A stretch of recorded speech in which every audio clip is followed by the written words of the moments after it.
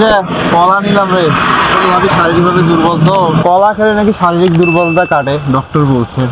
এতগুলা কলা কি ভাবি খাবে? আমাকে একটা দে, আমি খাই। তাহলে তুই একটা খা, আমি একটা খাই। আর ফোনটা রেখে নি, দে তুই একটা খা।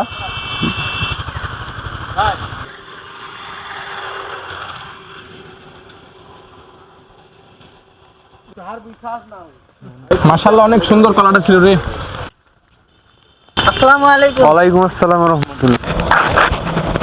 বাবা রে, কমরটা শেষ রে, জানি কলা সাল ফেলছে রাস্তায়। কি পড়লো রে ভাই? কি হলো ওঠেন। আরে ভাই, কলা সাল ফেলাইছে, কে জানি। ভাইয়া দেখে শুনে চলতে পারেন না, পরে গেলেন কিভাবে? এখনই তো কোমরটা ভেঙে দেই তো। ভাই দেখেই তো চলছিলাম, কে জানি রাস্তায় কলা সাল ফেলছে, তাই পিছলে পড়লাম।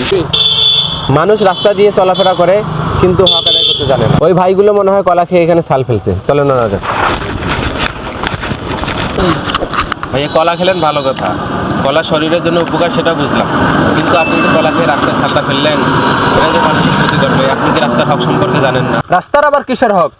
রাস্তা তো চলাফেরা করো, আমাদের খেয়াল খুশি মতো চলবো, আমরা যেমনি ইচ্ছা তেমনি আমরা চলবো। না ভাইয়া, এইভাবে বললে হবে না, কারণ রাস্তাটা আমাদের একা চলার জন্য না, রাস্তা দিয়ে হাজারো মানুষ চলাফেরা করে, রাস্তারও কিছু হক আছে, আমাদের সেগুলোর দিকে খেয়াল রাখতে হবে। তোমার একটা ভুলের কারণে ভাইয়ের আজকে কোমর ভাঙতে ধরছিল।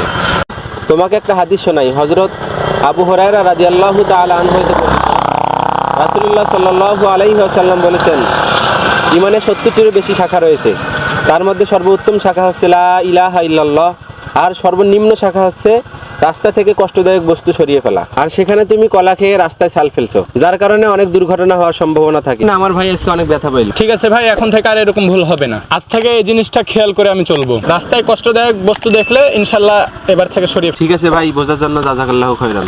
চলো।